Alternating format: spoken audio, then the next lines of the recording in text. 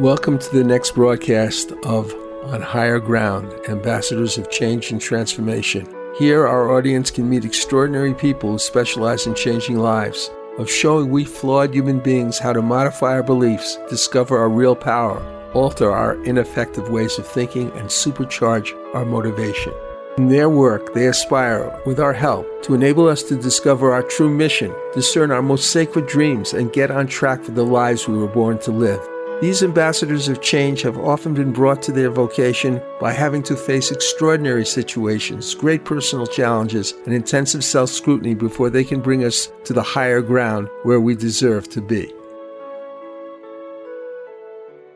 Welcome to Higher Ground, Ambassadors of Change and Transformation, where we talk to speakers and coaches about real transformation in their clients and their own lives. But today we will be interviewing Marcus Hart. Although Marcus has been a speaker and also a minister, he is now involved in a podcast and a broadcast media network fundamentally emphasizing the journey of transformation. In our last podcast with him, we went through many of the things he had gone through in his earlier life, which made him a person living with a lot of shadows, with a lot of darkness, fear, and pain, and a tremendous amount of anger. We were then at the point where he had left the National Guard, actually been released from his relationship to the military because of all the problems he had experienced. Now he was faced with himself alone. And this was a hard situation to face because he had never recovered from some of the emotional trauma and pain he had experienced during that military time, and now he was faced with a lot of different problems.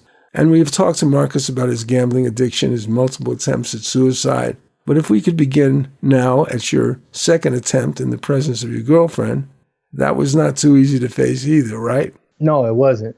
It didn't work, but I nearly killed both of us. And I got a real mirror reflection that, like, okay, there is something wrong.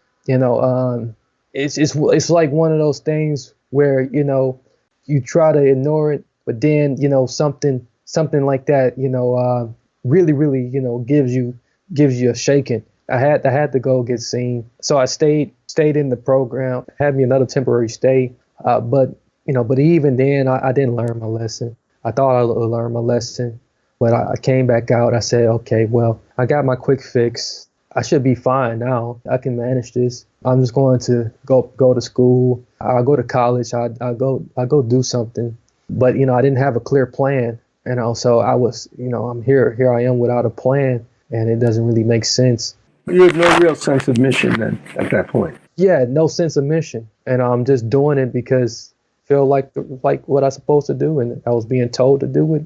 So, I got a lot of people telling me I should do it. And so, and then I needed money too. I heard that they pay monthly for going to school. So, I got desperate and did it. And then in the midst of that, I went into another relationship, and my firstborn was born out of that relationship. And during that time period, I was into a lot of drinking, mostly party drinking. So I wouldn't say I was an alcoholic, but I think I was maybe 10 more drinks away from being an alcoholic, because of the amount of drinking I would do on weekends, was pretty excessive. And then I would take my chances by driving home. And I even had an incident where, I drove home intoxicated, and I ended up crashing into a lawyer's parked vehicle. That's not good. Yeah. But fortunately, though, I didn't get a DUI. So I totaled my vehicle, but I didn't get a DUI. Very unfortunate thing. So, as I continue to, do what I want, and, and because the money, I have a little bit of money now, and I'm paying a little bit of bills now here and there, so I can at least have somewhere to stay. Yeah. So I was arrested after one year, going on 2 years for that. And I'm in the shame, then the shame and all of the guilt and all of the anger and frustration and the confusion. I'm questioning myself, how did this happen? And I know exactly how it happened. So I'm sitting in front of the judge, and the judge tells me he can give me, up to 40 to 50 years. And he can also, put me on the registry as a sex offender. But instead, he says, no, I'm just going to give you probation because it's obvious that you have some issues that you need to resolve. And when he said issues, he was pertaining to my mental health, to my drinking and to my gambling. He gave me a chance. After that, With the woman who gave birth to your child, were you still with her? no, not at that time. But you saw your child regularly? I saw my child. Yeah, I was still seeing my child regularly. And how old was she, if I may ask, when the child was born? Because of statutes, I don't think I'm allowed to, reveal that. It would seem like that since she had already had the child and you were allowed to see her, that somehow there was some kind of rapport still. Why would they put you in jail? It just seems strange to me. Anyway, after so much time had passed, seems really, I mean, I understand. I guess I'm not saying this was the case, but statutory rape would be an example of somebody doing something like that. But having a child and being around the child and the woman. Yeah, and this was before the Me Too movement. So, but regardless of the circumstances, it was a misdemeanor. I was charged with a misdemeanor. Well, that's good. I mean, that saves you from a lot of other problems, like getting work. Yeah. So you spent 4 months, though, in jail, right?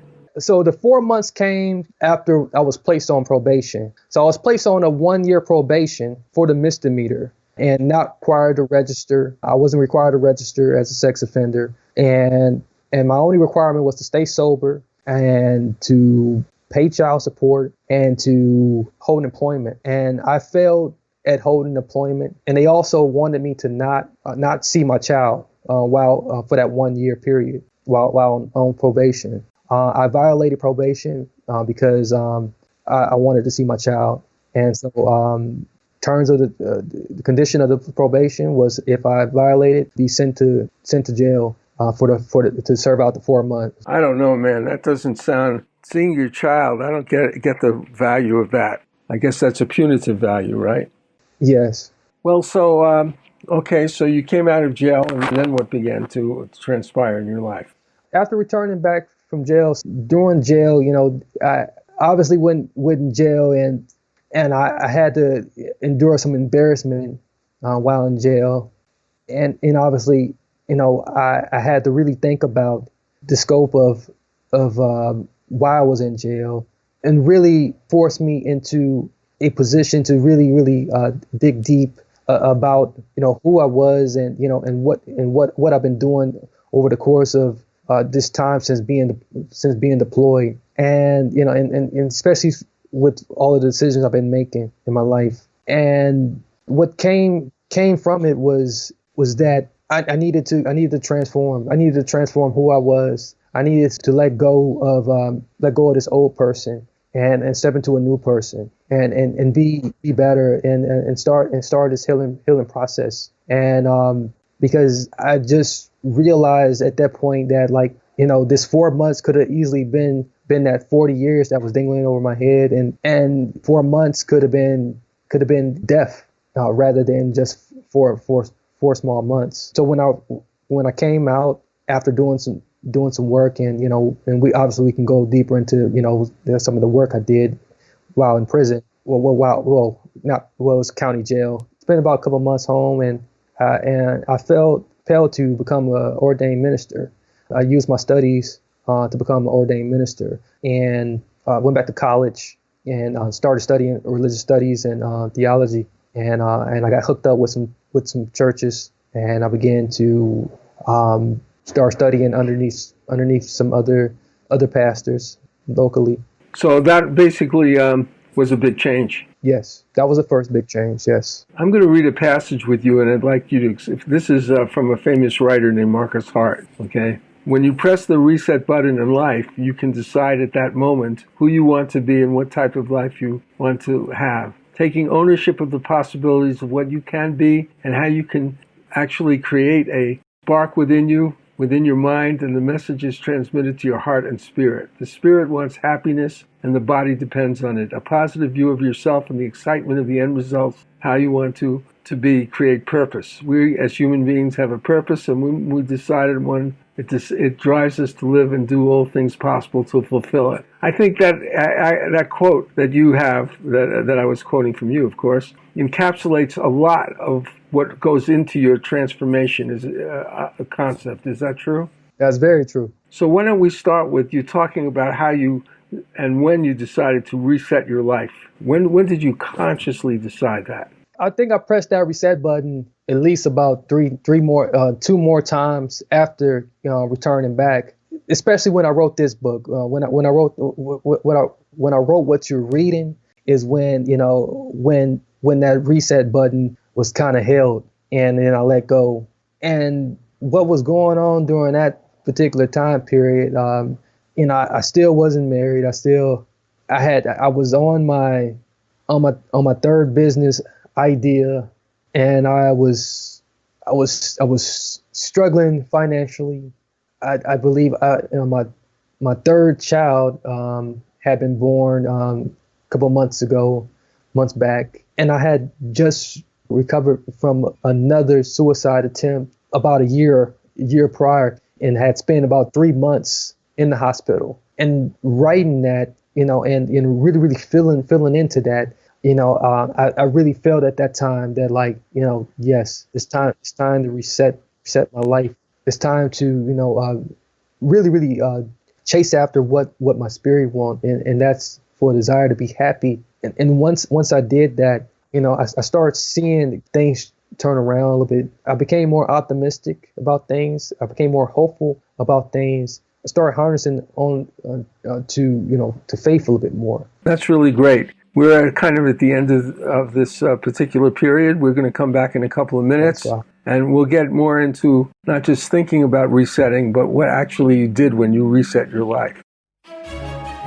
My company, New Galaxy Enterprises, is a California corporation specializing in the creation of media and promotional content. We are focused on original, innovative projects that are good for humanity.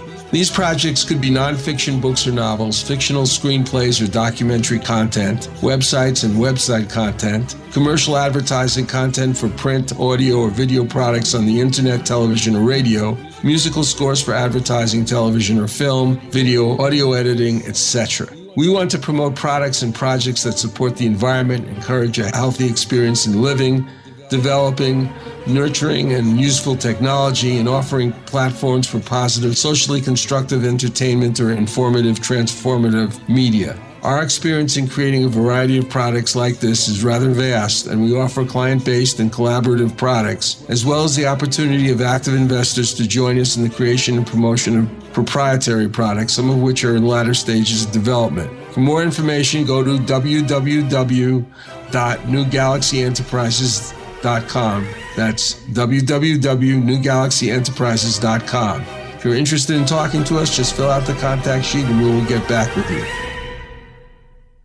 The following is from West Side Warrior, the memoir of Ray Boylan, a Korean War veteran and crime fighter. He was there fighting in the world's coldest battlefield when the Chinese communists invaded. Desperate squad members ran past our foxhole yelling, "Get the hell out of here, there's too many of them!" Again, we saw the Chinese soldiers charging in with opium-induced mindlessness, oblivious of our bullets. Again, we heard the bugles and whistles. Climbing out of our foxhole, Bob dropped 2 hand grenades behind us, and I threw one over my shoulder. Bullets whizzing by our heads, Bob and I became bolts of lightning flashing across the mountainside. Like a hideous film, desperate scenes like this played out on the Tokong Pass for 3 days. Sometimes I played in the scene. Sometimes I could only watch and wonder if it were real, or if I'd be suddenly jolted out of my trance by an RKO usher saying, "Hey, did you kids sneak in here?" To acquire this book, Google westsidewarrior.boylan.kindle. Boylan is spelled Boylan. That's Westside Warrior, Boylan, Kindle. Here's another great song by filmmaker and singer-songwriter Patty Greer, Hearts Don't Lie. Jail just one love, but for some reason, it just wasn't there. But you know what? You give it up, it'll all come back. Stop, look, and listen to your heart, 'cause hearts don't lie. And you don't wanna be missing this love, so true. And it's standing right in front of you, but you gotta reach out, gotta come through. For love,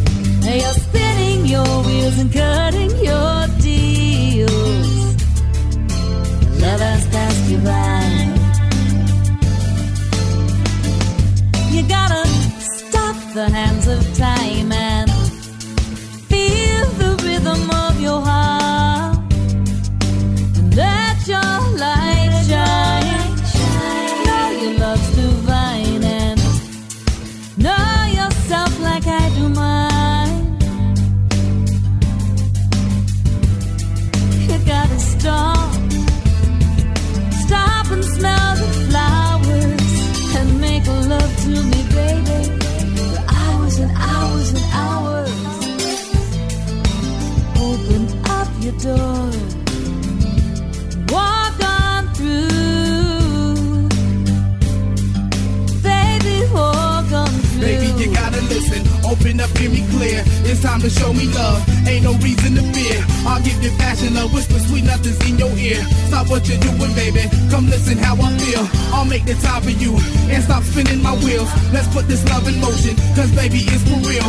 To make it happen, all you gotta do is try. And ain't no need to worry, cause hearts don't ever lie. And ain't no need to bury your face when you cry.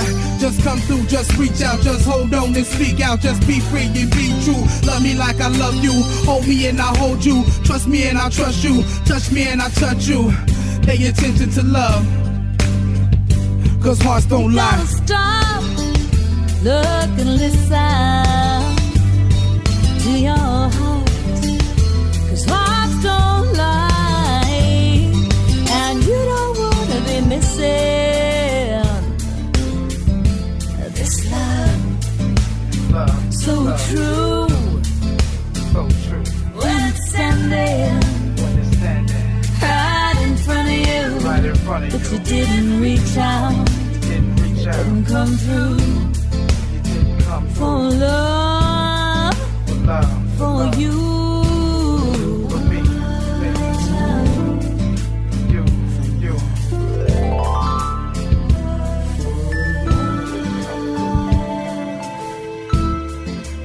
Reach out, didn't reach out.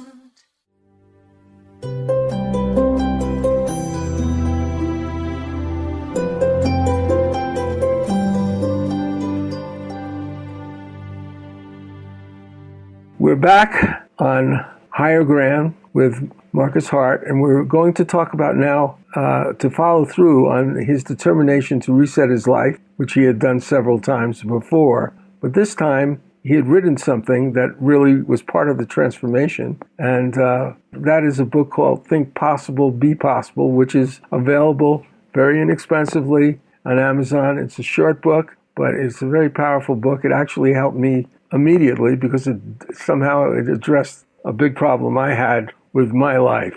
And so I'm actually grateful for that little experience I had by reading it, and I recommend it. So, Marcus, tell us what happened when you decided to reset your life and what you thought about and what you learned in this process. Okay.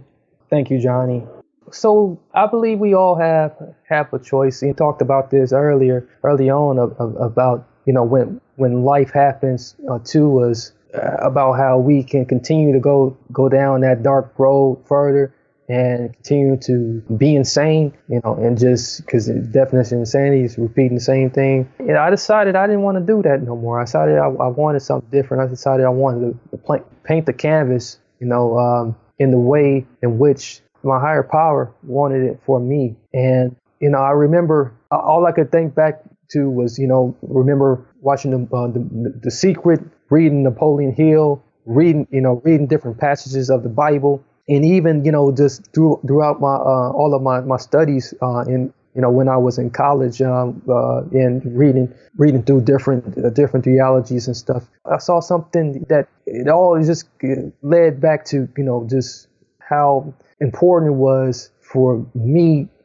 just to move into a purpose, move into my purpose, move into what God has called me to do, and to chase after happiness rather than have this negative thinking and live under this negative cloud. So if I can think that anything is impossible, how about I just remove the I am and just say hey, I think all things are possible, because if we have an infinite source of power that we can all tap into, if it's evident in nature, if it's evident, in the way I move, if it's evident when I wake up and if I'm okay while I'm asleep, then definitely I'm able to live this out in real time. So immediately, I started to write out, how I wanted my life to be, speaking with more enthusiasm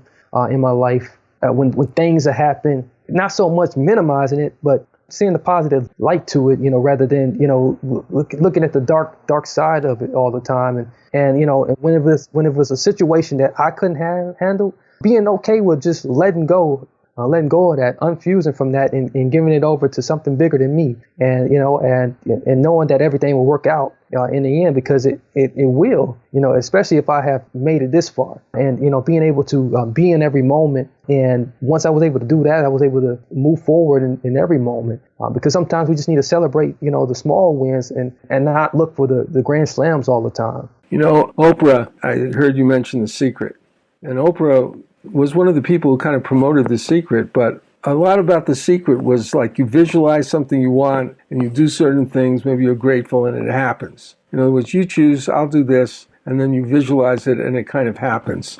That is an overall impression I have of The Secret, even though there were subtleties. But she was asked what she thought of The Secret. She said, yeah, I thought it was very interesting. But, people are saying, well, I wouldn't want this and visualizing this and everything else. But in my case, what I did, I said, God, I'm here. I just want to do what you want.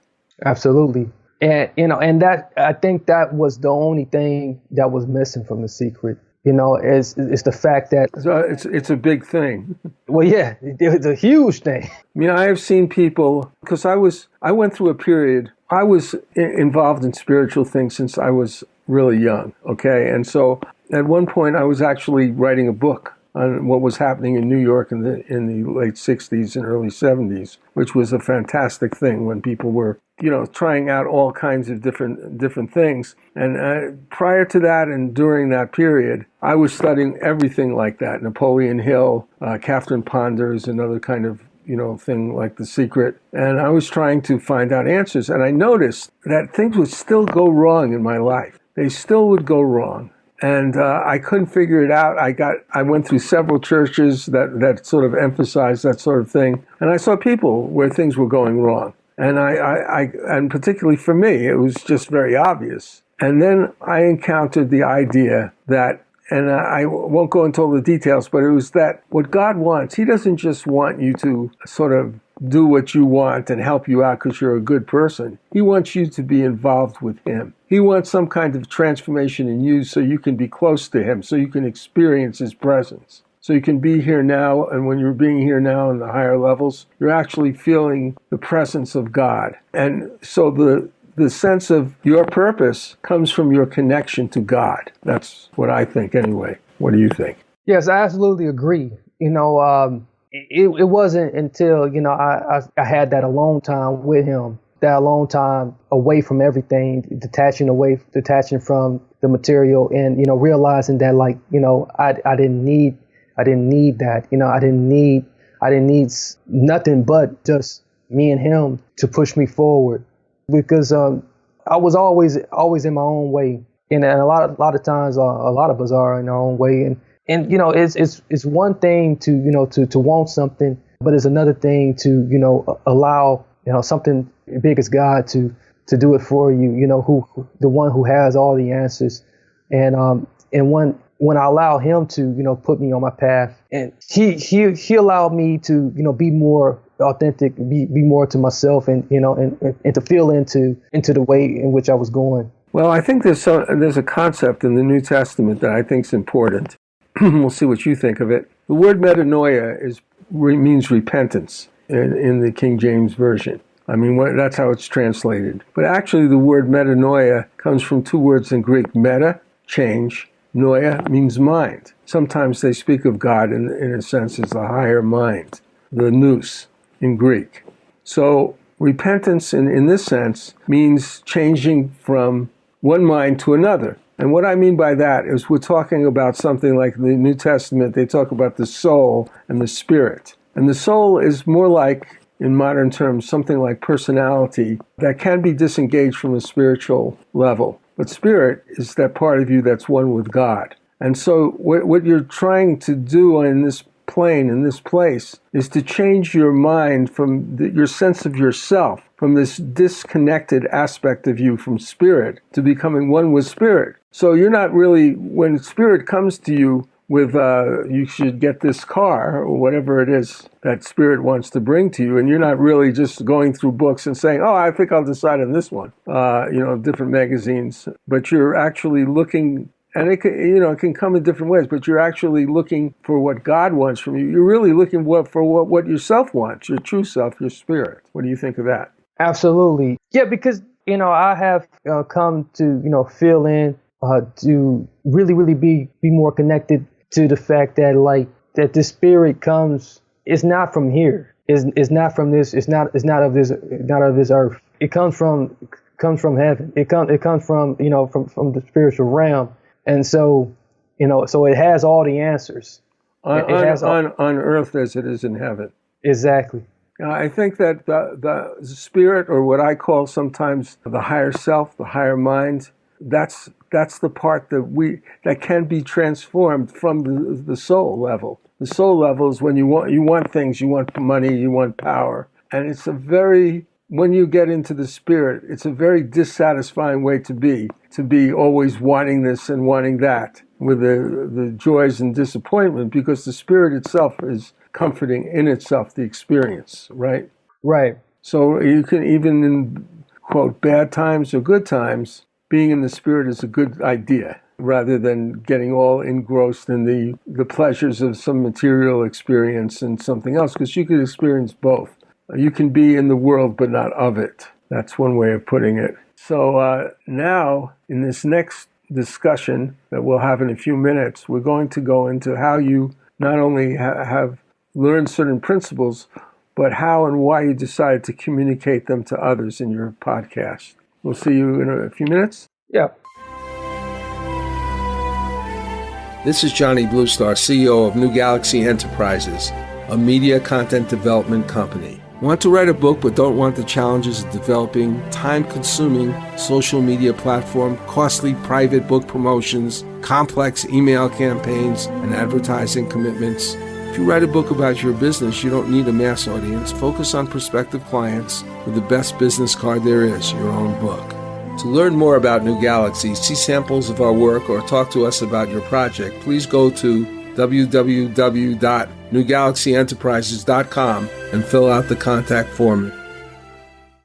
The following song is a tribute to the great blues singer and innovator Robert Johnson. It was created by UK singer-songwriter Stephanie Slevin.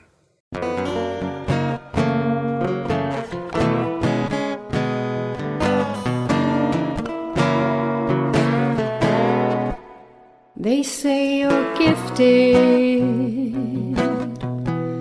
You must have got your gifts from the devil.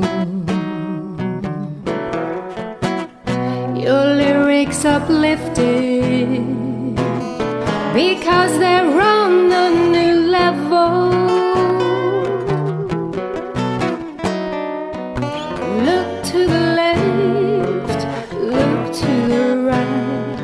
There's a devil on my shoulder, or is he hiding from sight?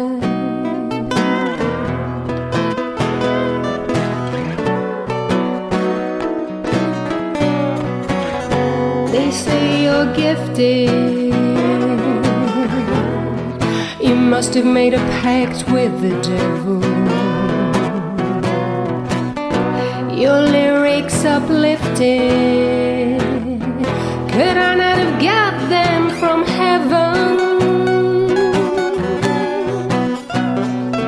What's wrong with you? Can't you see? My gifts are from God, for He believes in me.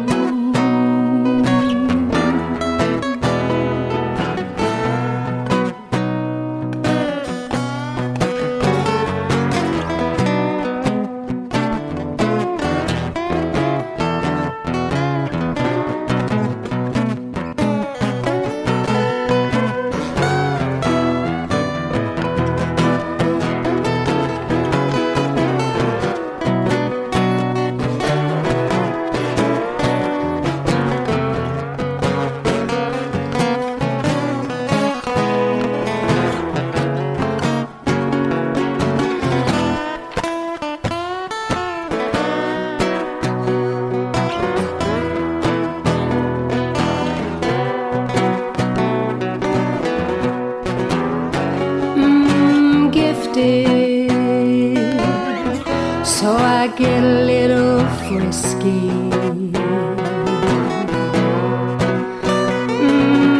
Gifted, so you poison my whiskey. Look to the left, look to the right.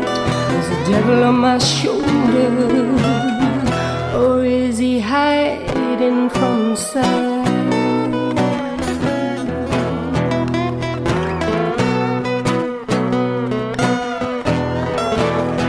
They say you're gifted, you must have got your gifts from the devil. Your lyrics uplifted because they're on a new level. What's wrong with you? I've waited so long.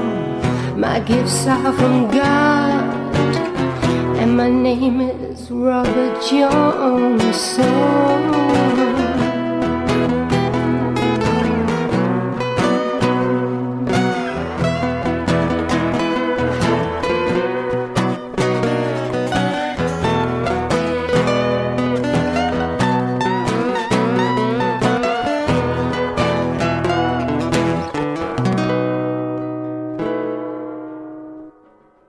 We're back with Marcus Hart discussing the sort of precepts of his book, Think Possible, Be Possible, which was part of his transformation, but the thoughts in it have actually led him to what is now, I believe to be, and you can correct me, his core mission, which is his podcast. Tell us a little about that. So the podcast itself, as we mentioned very early on, it is a way to, help people to share their journeys from where they started to where they are now. Very similar to how I'm sharing right now, but but in a more condensed way, transformation. I like to be able to dig in and and utilize what God has blessed me with, and that's the ability to this newfound ability to I guess I never really paid attention to it.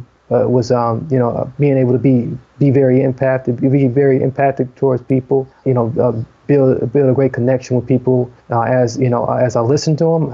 I actually discovered that I'm a better listener than I am someone who talks. So Yeah. so. But it became a spinoff from many of the things that I have wrote about, because I believe God has tends to send me people that are a similar caliber my way, oftentimes to discuss the stories, and these stories are very profound, and many times I'm able to help many of the guests to bring forth different things that are associated with the many things that I believe to share with the audience. I'd like to give another quote from Marcus Hart. Strong spirits never quit, and good hearts naturally love. To achieve your goals, you have to apply the formula, think possible, be possible. We would say, quote, I have a strong faith and belief in the divine energy of the universe that has favor on my life. Therefore, I will never quit until I reach every desire of my heart to be used as tools to spread love and blessings back into the world. If we apply the formula in this sense, we will find success in relationships, finances, health, work, and that's your mission or purpose, and spirituality. I think that's very well put, Marcus. One of the things that I believe, and maybe you do, you can confirm it, I believe that everybody on earth has a potential mission. But in order to get their mission, to get their assignment, they have to get to a point where they understand that there is a connection that they must have. They must have that connection to God. And I'm not saying that people are valueless if they don't have that connection. Not at all. I think God loves everybody. But there is a journey and there is a path that at one point we really need to enter to understand this, to understand what our true mission is. And yes, when you understand it, it may go through modifications, because the deeper you are into spirit, the more chance you have of understanding yourself and the world. Yes, I totally agree. What I have personally discovered is separate from that, you tend to not be able to make choices, make decisions that are in love. We find ourselves absent of love and making decisions that are like selfless. We find ourselves valueless, as you mentioned, when we are not connected. What also tends to happen is similar to a water bottle that you purchase at a store. Although there's water in there, you drink it. If it doesn't quench your thirst, there's no value.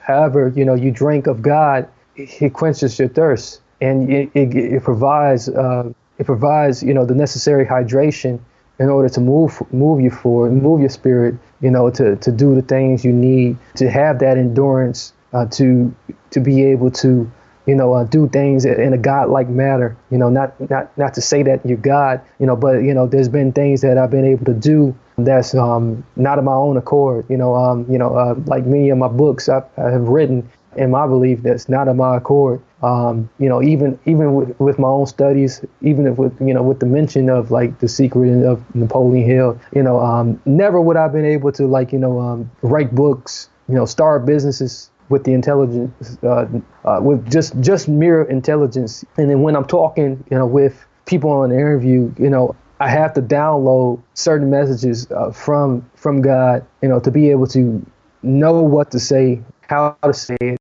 how to react. And without this dependence on him, what am I? Well, I want to talk about I. Like you said, what am I? This is how I look at it. You could have a drop of water and put it down. Maybe you're next to an ocean or something, or a big lake, and you put it on a leaf, and there it is. Now, that's your I separated from God. But now when you put that drop of water in the ocean, in a sense, you're part of the ocean. Your I is a part of the ocean. It may not be as comprehensive in terms of breadth of consciousness, but it's still part of the ocean. It's part of God. And so when you're manifesting from that standpoint, your so-called desires, the word desire, D-E, comes of, and sire means father, right? Your sire. So your desires, when they're of the Father, are much more manifestable in a positive way and in a long-term way because they're coming from your higher nature. Yes, I agree with you in that respect. That makes me think of I am. I am, yes. I used a lot of I am the last time I was incarcerated. The final time I was incarcerated, there was a lot of I ams I used in unison, just with different scriptures. Well, what's really interesting to me is that Moses is on the mountain and he sees the burning bush. And he said, he gets his mission. You're going to free the Jews. Okay, that's good. Well, who shall I send you? And God says, Ani, I am that I am. What? I'm going to say, I am sent you? I sent you? I don't get it. Because I think that is implying that what God is to Moses is something within Moses himself that connects with that ocean. Yeah. He's not exactly the ocean, but he's definitely a drop in it. And I think that's part of the transformatory message of Jesus. This is my opinion. I'm not trying to impose it on anyone, is that he's there to transform your sense of yourself to being a part of God. So when Jesus says ye are gods, he's meaning that you are a God in that sense, with a small g perhaps, is a being that is a part of God. You are manifesting God's will because you are part of that will. So I think it's like a pretty important thing to understand. That the universe offers us a chance to be a part of its source, the source of creation, the creator, and a part of it. And therefore, that's something that I don't think is very much understood. And a lot of these prosperity programs, they leave out that factor. That's very true. And, I believe firmly that, it should not be deleted out. You can't get around it. It would be as though trying to create without the word create. where was the word given? You know, who gave you the word? So the word was given by God, you know, and the word was with God. And so sometimes, you know, I reference back to that, you know, in order to remind me that, you know, I can't create nothing without being reminded that of where the word came from. Yes, you can't create without being connected to the source, which is really what empowers whatever that doesn't mean we don't have a role in it, because I think once we're given a certain mission or something to do, we are in charge of that mission to a certain extent. We do have a sense of freedom to carry forth that mission and to stay attuned to the higher level that we belong to. Now, I'd like you to, since we're at the end of our program, I'd like you to kind of comprehensively tell people how to get in touch with you, with your podcast, with anything else that you might want to serve them with, and sort of the overall mission of your podcast. The overall mission of the podcast is to transform you. And we want to transform your life and your business. And we want you to learn how to do that through harnessing the power of optimism, hope, and faith. And me personally, you know, I still identify myself as a Christian, and we talk about God on my podcast. But it doesn't mean that it's a Christian podcast for those who. But we still talk about things such as that. You can find the easiest way to find the show is by going to the website. It's transformubroadcast.com. That's transform the letter U broadcast.com. You can get in touch with me on my LinkedIn page, which is linkedin.com/IN/real Marcus Hart. Or you can reach me by email as well, marcushartenterprises@gmail.com. That's marcushartenterprises@gmail.com. Now, I think that you offer other services to your broadcasters if they have businesses, correct? Yes. Thank you, Johnny. If you happen to be an author, an entrepreneur, or you may have a small business or some sort, and you're looking to leverage a great podcast that has an audience like mine, a real good audience like mine, I do offer podcast promotion, podcast advertising services, where you can, get podcast advertising and marketing services. You get in touch with me, we'll book you as a guest, and on the back end, you'll get the advertising and marketing services behind it to promote you for the podcast episode, featured podcast episode, and to be featured on all our various social media platforms, along with your own personal publicity tour. We do have that available. You can go to transformubroadcast.com to find out more information about that as well. And if you're a podcaster and you're looking for a network home, we do have network opportunities for podcasters to collaborate and get hooked up with a network like ours. We do have a network. We are a network as well. We have about 8 different shows right now. And if you would like to become one of those shows under the Transform You Media Broadcast Network, we would like to help you out. You certainly have a big opportunity there for your listeners and for your guests. Well, thank you very much for joining us. We wish you well, and we'll be hopefully working with you. Thank you very much, Johnny, for having me. This is Johnny Bluestar, CEO of New Galaxy Enterprises, a media content development company. One of the most important positioning strategies in this world of social media is the profile. This could be, of course, a profile on Facebook, LinkedIn, and Twitter, speaking of the most popular. But profiles are also used in personal and business websites, prospectuses, brochures, authors' bios for books and publisher presentations, on record albums, and film investment presentations. We've been involved in these kinds of content and would be happy to help you put your best foot forward. To learn more about New Galaxy, see samples of our work, or talk to us about your project, please go to www.newgalaxyenterprises.com and fill out the contact form. Here is a song by the powerful singer-songwriter Doc Skinner, who writes in many different genres, but always with sensitivity to the social impact and meaning of his creations. Here is Doc's song, Back Home.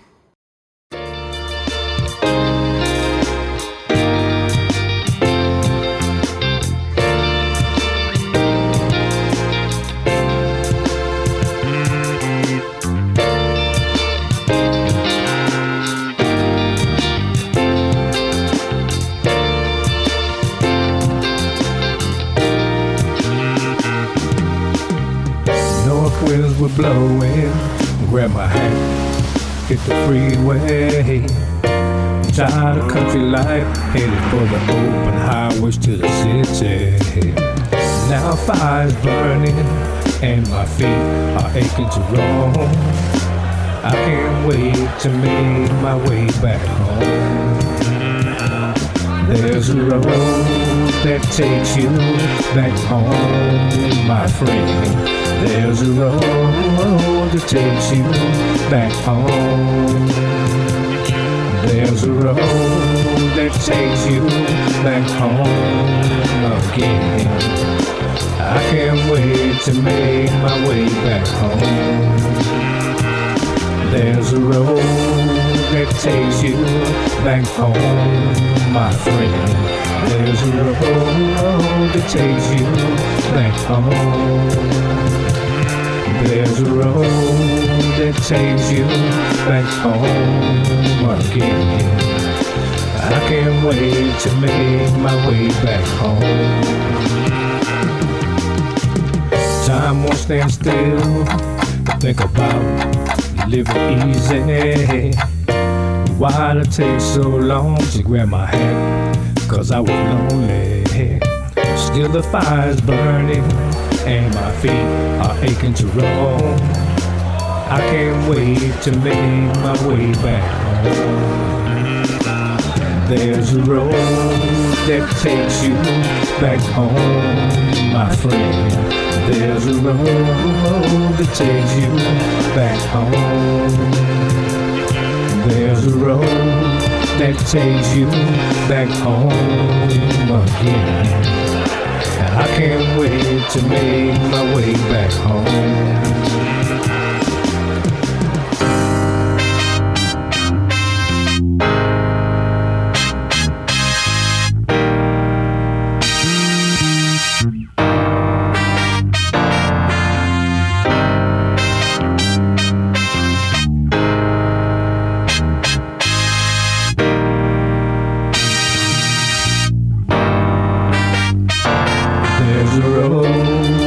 Takes you back home, my friend.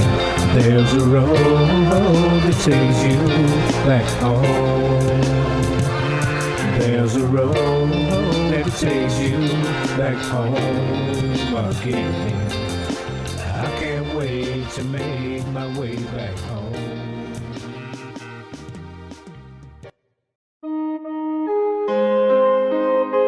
Thank you for joining us today to take a glimpse into the lives, stories, and processes of men and women whose mission is to effect positive transformation in the individuals that seek their help and for the world that will benefit from that positive transformation.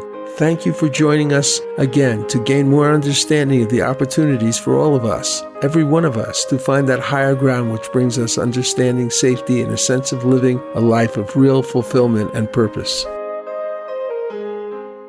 We now go out with a song I wrote as lyricist and was composed and produced by Edgar Ahrens. It was performed, can I say, majestically by Patricia Welch. It's called Your Kisses Never Die. We must have known this place before, where waves crash cruelly on the shore. And wind carves out remorseful roots in deep shadows on silver dunes. I know your touch, your smile, your glance. This could not be some trick of chance.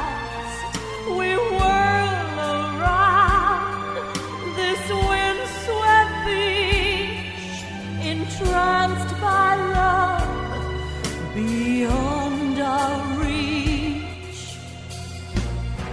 Your kisses never die. They live inside of me.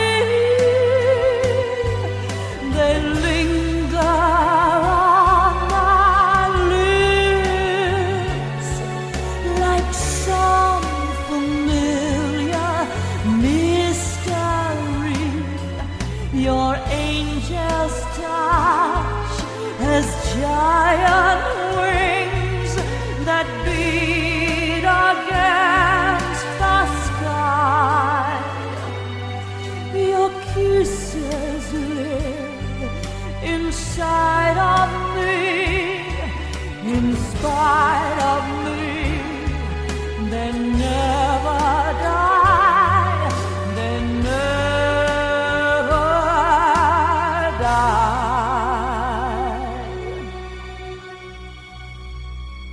I watched you on the beach for days as you walked by those crimson waves, adrift and lost, so broken, stunned in fierce hot breeze and glaring sun.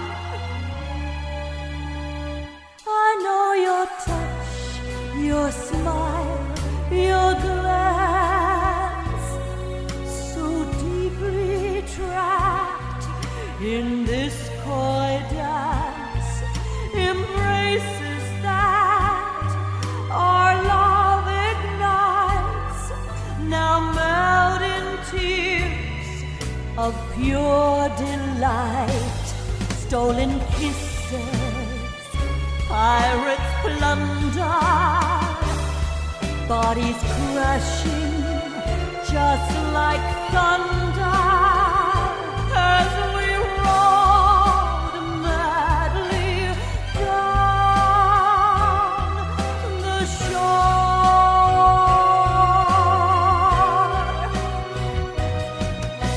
pouring through love's open door.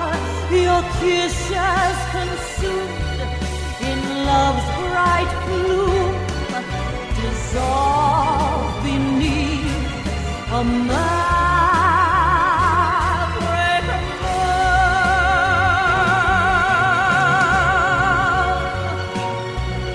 Your kisses never die, they live inside of me, they linger on my lips like some familiar mystery. Your angel's touch has giant wings that beat against the sky. Your kisses live inside of me, in spite of me. They never die, they never die, they never die, they never